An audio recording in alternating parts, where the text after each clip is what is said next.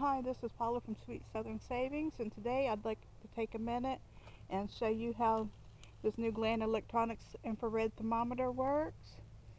When it comes in, you simply in the back pop open the cover, put two AAA batteries in the back. Here's your power button, your scan button. To change your settings from Celsius to Fahrenheit, you press and hold the scan button until you hear the thermometer beep. And then once you do that, you press it again to switch from Celsius to Fahrenheit and vice versa.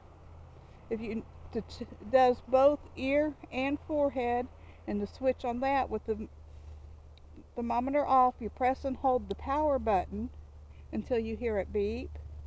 And once it beeps, you press the scan button to switch from ear to forehead and vice versa. When you're ready to take your temperature, you simply remove the cover, press the power button once. When it beeps, press it again, put it to your forehead or into your ear correctly, and in just a matter of a second, it tells you what your temperature is. Like I said, it's very simple to operate, quick. No more trying to get the kids to stay still while you check their temperature. Thank you for joining me today.